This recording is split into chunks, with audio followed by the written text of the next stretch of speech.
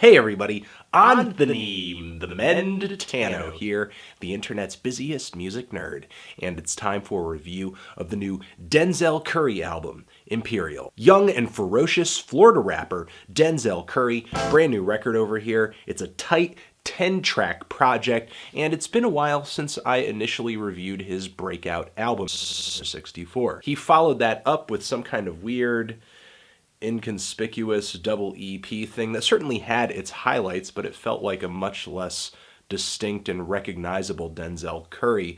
He could have kind of been swapped out with any number of slightly aggressive cloud rappers on this project. But here, he is upfront, he's mean, he's lean, he's in your face, he's very tangible, and yeah, just instantly recognizable. It's good to hear him on something that is a little more meaty again. Denzel Curry, though he may be young and it is reflected in his voice, he does have the delivery of a junkyard dog. Cold-blooded, lots of conviction, and I'm kind of glad he followed this double EP up quickly with a fresh and hard-hitting project.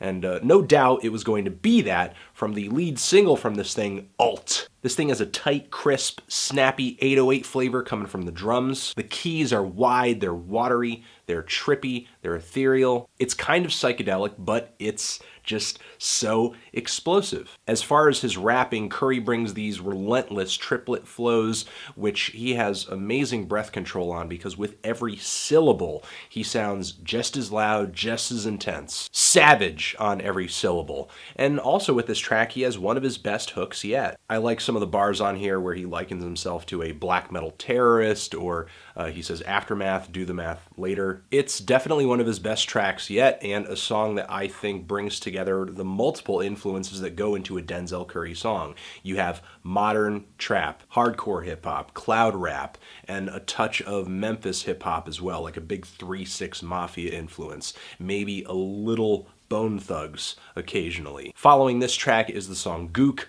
another banger, an infectious hook in which where he says he doesn't fuck with perp, that's how ASAP Yams died. And on this track, lyrically, Curry paints himself as a drug user, though one who isn't inhibited by his drug use. He bets anyone listening that after doing drugs, he could keep it 10 times realer or just perform at 10 times the level of any of his competition. And in a way, I believe it because on this track, once again, his flow is relentless, it's loud, it is laser focused. On the song Sick and Tired, which is another incredibly aggressive track, Curry essentially raps about stick-ups, having to do stick-ups to, I guess, support his wife and kid. Just in case you thought that this album was nice or forgiving or reasonable in any way, he's out here robbing people. And on this track in particular, Curry's delivery seems kind of desperate and manic. And then on the second verse of this track, we have Denzel Curry rapping from the standpoint of the person that is being stuck up.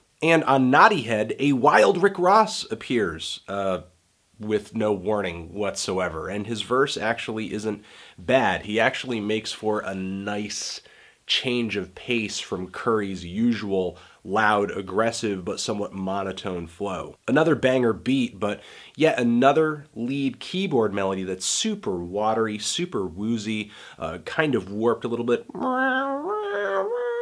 And on this track, Curry essentially paints a portrait of the cutthroat world of drug dealing, among other things. But then he turns around on the song Narcotics and raps about stereotyping, race, racism, and drug dealing. And once again, Curry with that relentless flow, hard-hitting beat, structurally not that bad of a track, but lyrically, we're getting drugs, guns, jail. He's kind of running out of ideas at this point, and this record isn't even that long. Though part of what might be contributing to this redundancy is that Curry's flow and delivery just sort of seems to stay at the same level of intensity without too much variation. Curry seems to ease up a little bit on the song Story No Title, which seems slightly introspective and contains this hilarious line about him sort of dropping ether that make people think it's Easter because it's like a religious experience.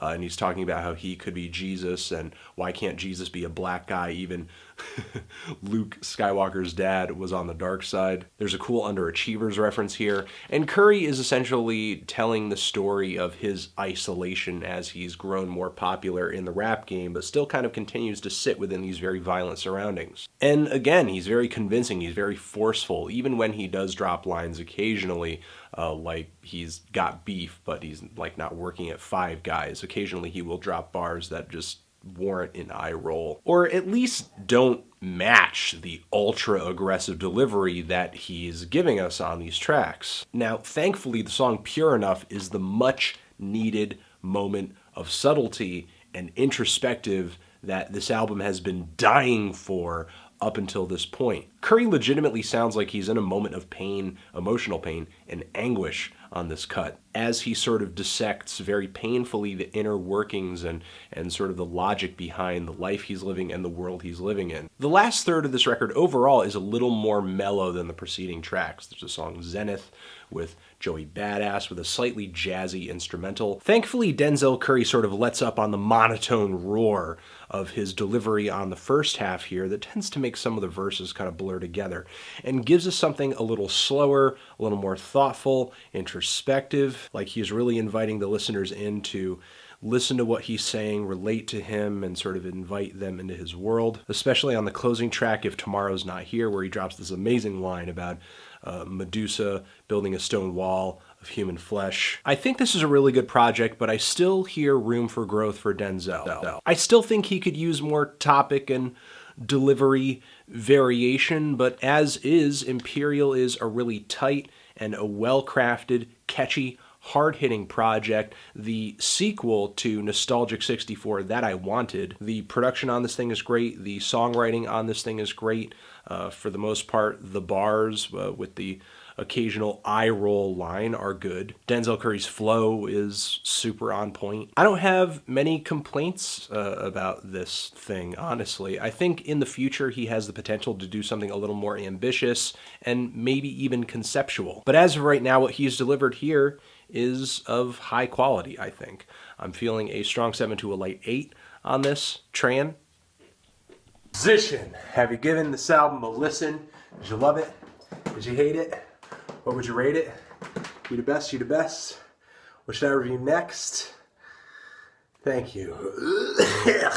Denzel Curry. Imperial. Forever.